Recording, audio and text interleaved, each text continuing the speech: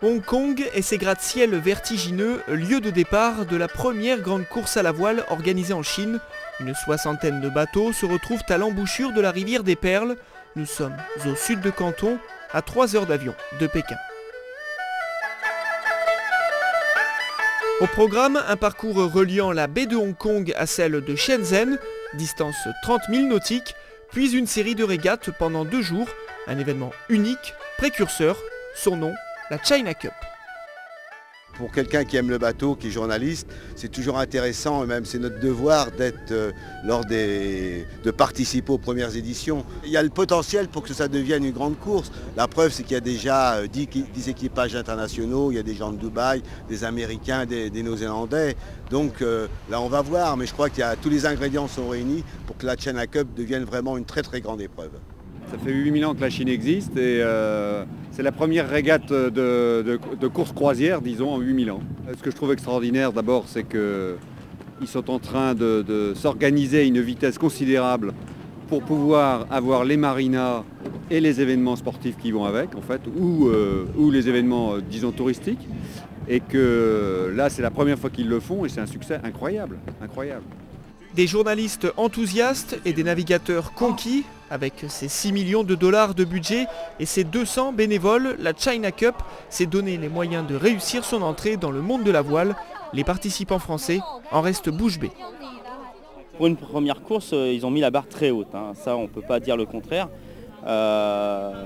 Avec toutes les infrastructures qu'ils ont mis en place, la marina qui est toute neuve, la chaîne hôtelière, c'est vraiment à la dimension de la Chine.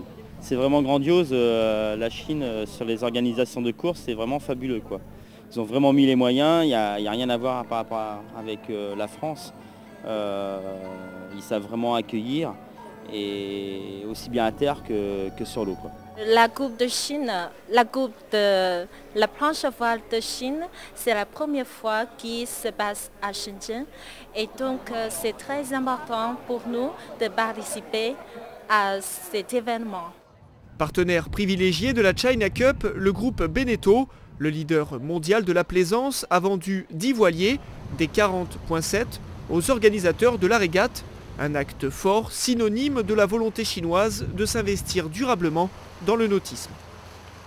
On a rencontré les organisateurs, ils nous ont fait part de leur projet, on leur a fait une proposition avec 10 40.7 et ensuite ils sont venus finaliser donc, au mois de décembre en Vendée et ensuite à Düsseldorf pour signer officiellement le contrat.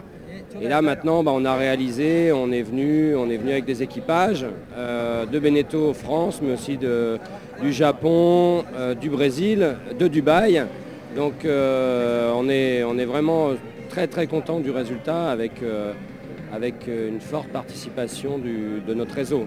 Du côté des organisateurs et des concurrents chinois, la satisfaction est également de mise.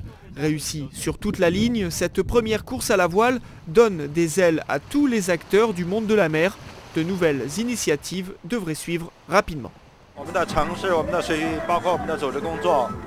La China Cup est un projet très important pour le développement de la voile dans notre pays. On a besoin des médias, il faut nous faire connaître et montrer que nous sommes capables d'organiser de tels événements. Enfin, j'espère que d'ici 3 à 5 ans, la China Cup sera un événement incontournable dans le milieu du nautisme.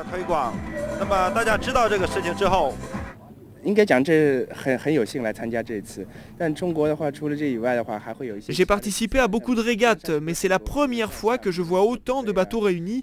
C'est vraiment impressionnant. Ici, généralement, ce sont plutôt les yacht clubs qui organisent les courses à la voile et il n'y a pas d'étrangers. Alors cette China Cup, c'est réellement notre premier grand rendez-vous international. Une cérémonie de clôture en forme d'apothéose. Encore une fois, tout le monde en a pris plein les yeux.